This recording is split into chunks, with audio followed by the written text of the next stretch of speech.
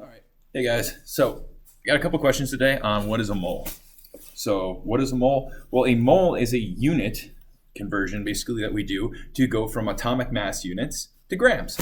So, I'm going to try to think of the simplest way to describe this, and the easiest way I can think to do it is with hydrogen. So, let's get started. Hydrogen on the periodic table weighs 1.008, I believe. And I don't have a periodic table, that's off the top of my head. I think it's 1.008. Okay, so hydrogen, which is H, and we can write its AMU, which we write down at the bottom as 1.008 AMU. Now let's say we wanted to convert this to a known substance or a known amount in grams, okay? And I want to go hydrogen in grams, okay? How would I do that? How would I be sure to have the weights right? Well, there's this cool number called Avogadro's number, Avogadro's number. It's 6.00 or 6.00 times 6.022 times 10 to the 23rd. All right, saying that a lot today. Whew, this is my third video, so give me a break. All right, so we have 6.022 times 10 to the 23rd. Okay, and when we multiply that by our AMU, we get the exact amount of atoms that are going to be in our substance. So in 1 molar unit of hydrogen, okay, we have 6.022 times 10 to the 23rd atoms. Now let's say we wanted to go to grams. We can move from AMU to grams completely, just like go ahead and just switch around the names.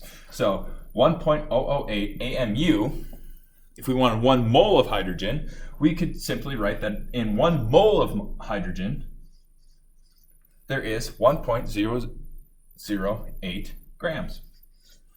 All right, and what does that mean? We're just basically taking a gram amount and we're saying that we know for a fact that there is 6.022 times 10 to the 23rd, which is like a quadrillion. It's a massive number there of atoms. And why is this useful? Well, when we do combustion reactions, when we do any kind of synthesis reactions, when we do atomic fusion or fission or any of that explosive kind of stuff, or has the potential to really be dangerous, we know exactly how it's going to react. So when we do an equation like combustion, and combustion is just defined as adding oxygen, right? So let's go from something like C6H12O6, and let's add oxygen to it, okay? And we get H2O and carbon dioxide and water plus CO2, okay? And I'm just gonna put little lines underneath here. These are gonna tell me, this is basically how you write out and balance a chemical equation, which I hope you guys got some practice at, but if not, I'll model it for you right now. So C6H12O6, all right, C6, how many carbons are we gonna need over here? 6, okay? So 6 times 1, 6 carbons over here, awesome. Hydrogens, we need 12. Well, we have H2 over there, so we need 6 here too. So 12, and then 6 oxygen, okay. Yep, that one works out, but now we have 6 over here, so we need 12 more oxygen. So 12 divided by 2, 6. So we have 1, 6, 6, 6 as being our multiplicatives for this example. We're getting kind of math heavy here. All right, so let me break this down for you guys. If I wanted to know the exact amount of moles I had to have for everything, okay, I would take my combined weight of this, AMUs. So it's gonna be carbon plus my hydrogen plus my oxygen, okay? And I would say that is my molar unit.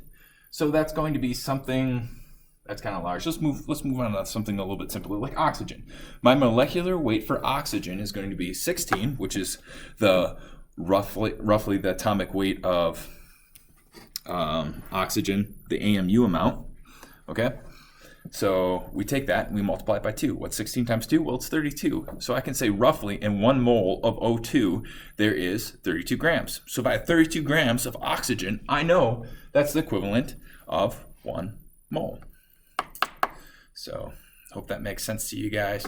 Basically, what is a mole? It's a standard unit of measurement that helps us do conversions, okay? And what does it help us convert from? AMU, atomic mass units, the number of protons and neutrons, to something like grams, which is a standard unit of measurement all around the world. Super awesome, super easy. We can figure out exact chemical reactions. Why is it useful? Well, when you're doing stuff that's potentially explosive or very hazardous, not that I would ever advise doing that, except in a lab setting and under supervision. But yeah, it helps you make sure that you're not going to get hurt, that things aren't going to react too far. It helps make sure that you're getting the products that you want, which is super important, especially when you're making things like aspirin or anything that's going to go in your body.